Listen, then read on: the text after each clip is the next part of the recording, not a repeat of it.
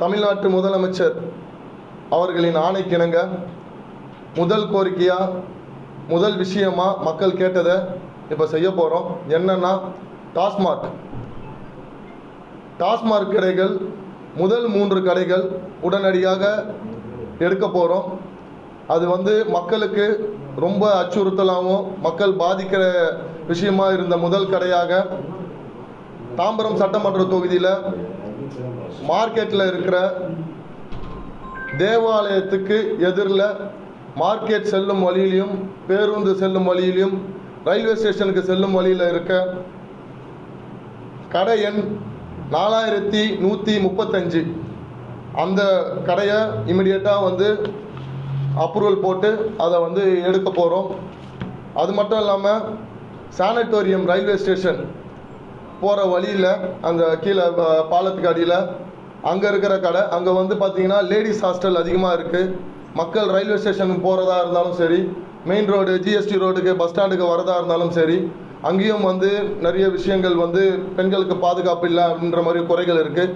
அதை மக்களோட கோரிக்கை பிரகாரம் அதையும் எடுக்கிறோம். அந்த கடை எண் 4144 அந்த நம்பர், அதையும் உடனடியாக அகற்றுறோம்.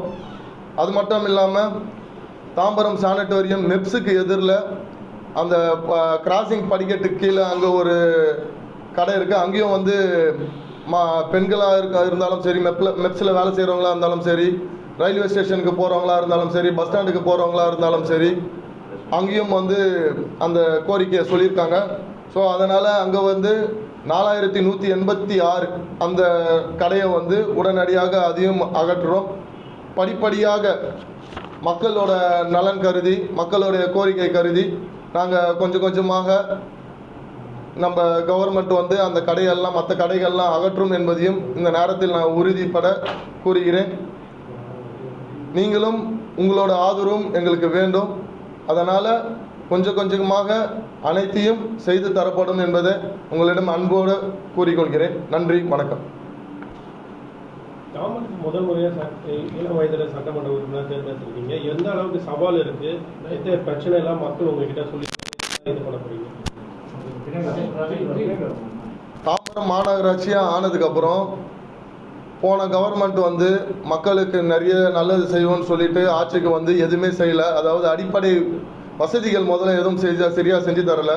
அது சாலை வசதியாக இருக்கட்டும், மூடப்பட்ட வடிகால் கால்வாய் வசதியாக இருக்கட்டும், ட்ரைனேஜ் நகராட்சியாக இருக்கும் போதே ட்ரைனேஜ் மாநகராட்சியாக ஆகி இப்போ வரைக்கும் அந்த ட்ரைனேஜ் சரி செஞ்சு தரப்படலை. மெயினாக மக்கள் கேட்குறதே குடிக்கிறதுக்கும் குளிக்கிறதுக்குமான தண்ணீர், அந்த தண்ணீர் வசதிகளும் சரியான முறையில் இல்லை. ஸோ அதெல்லாம் நாங்கள் மாநகராட்சி கமிஷனர்கிட்ட பேசி அதற்கான விஷயங்கள்லாம் நாங்கள் நடவடிக்கை எடுக்க சொல்லி உடனடியாக பண்ண சொல்லியிருக்கேன். அது எல்லாமே அவங்க இமீடியட்டாக எல்லா ஆக்ஷனும் எடுத்து பண்ணுறேன்னு சொல்லியிருக்காங்க. கட்டாயம் முதல்ல அவங்களுக்கான அடிப்படை வசதிகள், இந்த மாதிரி ஸ்ட்ரீட் லைட்ஸ் இதெல்லாம் இருக்குது, அந்த வசதிகளை முதல்ல முறையாக செஞ்சு தரப்போகிறோம். அதுக்கப்புறம் ஏரிகள் பாதுகாப்பு, கிட்டத்தட்ட நம்ம தாம்பரம் தொகுதியில் 10 ஏரிகள் கிட்ட இருக்குது. அந்த 10 ஏரியிலையும் நல்ல முறையில் ஒன்றா படிப்படியாக தூர் வாரப்பட்டு, அதாவது நம்ம நிலத்தடி நீரை நம்பி இருக்கிறதுனால நம்மளோட மண்ணிலேயே நம்ம அந்த நிலத்தடி நீரை உருவாக்க போகிறோம். சரிங்களா? ஏன்னா மற்ற தொகுதியில் அப்படின்னு தெரில, இங்கே ஏரிகள் அதிகமாக இருக்கக்கூடிய தொகுதி தான் நம்ம தாம்பரம் தொகுதி. அதனால் ஏரிகள்லாம் நல்ல முறையாக தூர் வாரப்பட்டு எல்லாம் நல்ல முறையில் அதை பராமரிக்கப்படும் என்பதையும் நம்ம இந்த நேரத்தில் தெரிவிச்சுக்கிறோம். அது இல்லாமல் அரசு மருத்துவமனைகள், சுகாதார மையங்கள்லாம் நல்ல முறையில்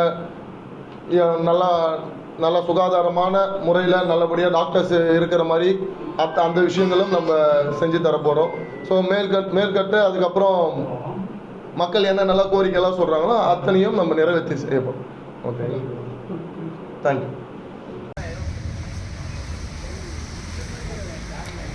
சுகர்